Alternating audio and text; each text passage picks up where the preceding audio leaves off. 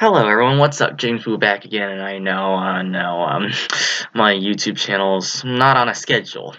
I really wish I could put it on a schedule, but it's just that, well, you know what, I could get to that in a journal entry, but no, this is not a journal entry. I'm just gonna do something other than a journal entry, because I don't want to just become some random old blog, vlog, etc., etc., etc. I wanted to make this like a multi-purpose YouTube channel.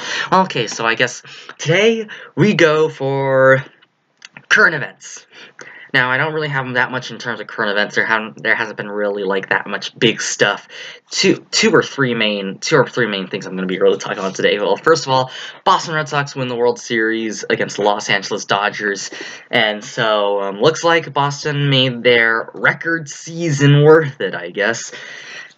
With a winning 2/3 of their games, and so yeah, congratulations to the Boston Red Sox, and in all honesty, if I could go on with an opinion here, okay, so opinion alerts here, I think that a lot of the Boston Red Sox team, players, they actually kind of deserve a World Series ring after spending like a decade in the major leagues, and this is like they finally earn a World Series ring here.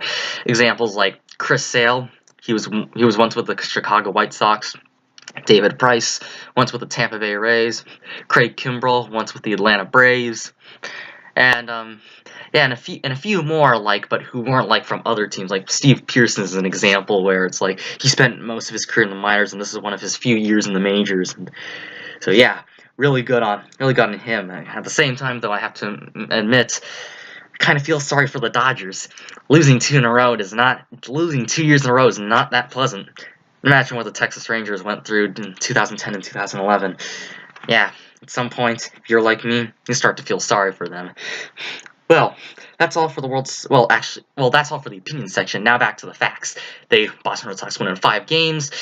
Greatest game in World Series history. Actually, probably in the history of baseball. Well, longest for sure. Sorry, greatest is my opinion. Because no doubt, this was actually the longest in terms of innings and time duration. 7 hours and 20 minutes, 18 innings, Game 3 of the 2018 World Series. Dodgers walk off in the bottom of the 18th on 0 outs against the Boston Red Sox. They win 3-2. Oh man. Okay, sorry, I'm getting back into opinion again. But actually, you know what? I'll save my opinions for any journal entry I do, which will probably be really soon. But definitely, most likely not today. But okay, so back now. So yeah, they win in 5 games, 4-1, and all that. And Kershaw didn't really have a good round this time. He didn't really have a good go this time in the World Series. Crushed both times. Now, I have to admit, I kind of feel sorry for him. David Price goes stud both his games. Chris Sale, he tried doing everything he could. Man, he was barely keeping the Dodgers on edge game 1. And he closed out the last game, Game 5. Let's see. They kind of, and you know what? Here's the thing. Many people would say that the Dodgers kind of blew a few chances. Now, I have to say, I think I'll admit they're kind of right when they say that, because games 3 and 4, if everything was done right, they would have had it, both of them, in 9 innings. The problem is, though, was it the best possible outcome? Or was this like a complete mistake? The mistake of game.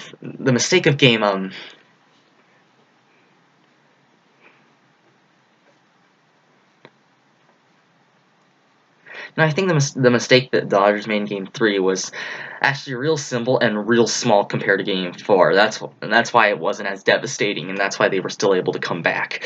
But I think they brought their closer in a little too early. In all honesty, if Walker Buehler was going that good, they should have just they should have kept him in for like one more inning, take some stress off Jansen and Kenley Jansen. In my opinion, major leagues up there, it's like you can't really rely on your speed in there anymore. And I think one thing and at the same time, however, I don't know. I think I have to admit, Jackie Bradley Jr., the batter who hit the home run to score the Red Sox first run. Well, I think he just got the better of that ball, in all honesty. And then when the Red Sox score their next run, the Dodgers kind of let it get to them, and so basically probably flop. That's why they probably flopped. But then it was probably the same mistake the Red Sox made in the same inning, which was bottom of the 13th. That's why it stayed tied through 18 innings. This is also why Boston did not sweep the Dodgers instead. Yeah, but the Dodgers, the primary mistake there was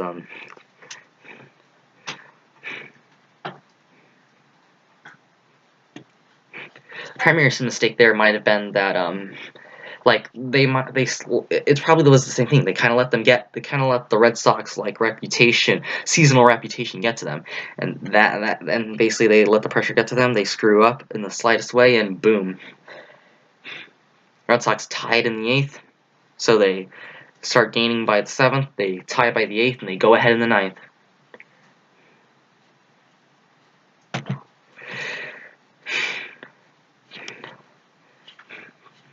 And so yeah, that's why the Dodgers lost. But why did the Red Sox win? Well, because they capitalized on every single error that the Dodgers made, and they didn't wait around for the perfect when the situation demanded. They didn't wait around for the perfect pitch. They took whatever they could get.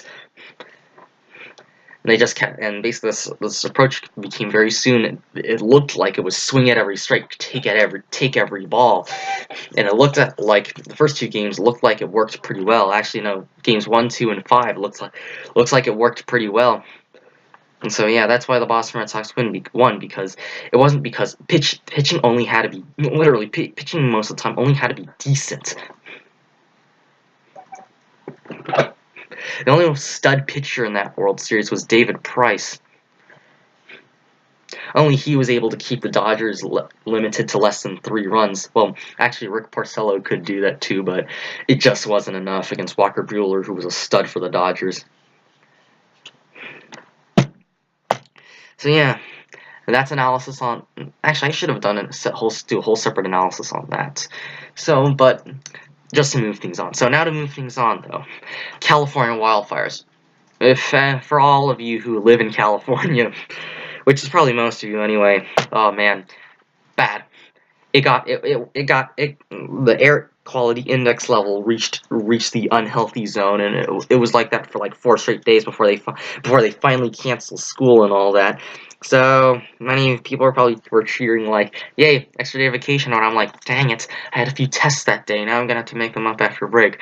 Well, whatever. That's opinion. But now back to the objective stuff. So it starts with a campfire, grows big.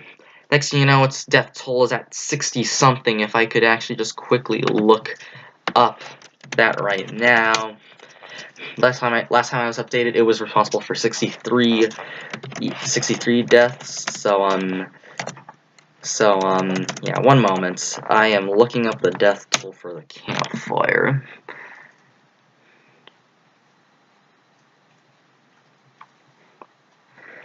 Oh my goodness. Numbers risen again. Let's see. Okay, I think it says something. Okay, it said something on one of the articles like it was 79 deaths. Shucks, man.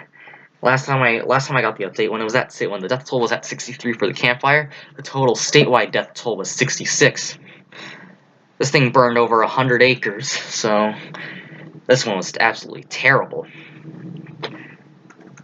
You know, I should also probably go do an in-depth analysis of the campfire also, but to give it straight, death toll's at 79.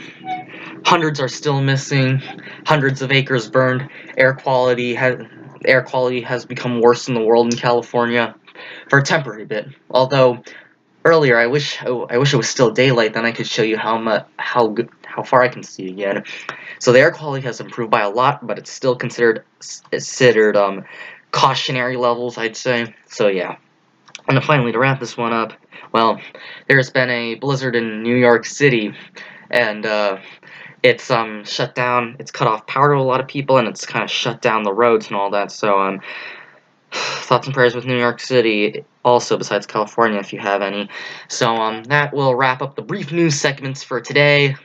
And have a good evening, everyone. And today is Tuesday, November 20th, 2018. I'm James Wu.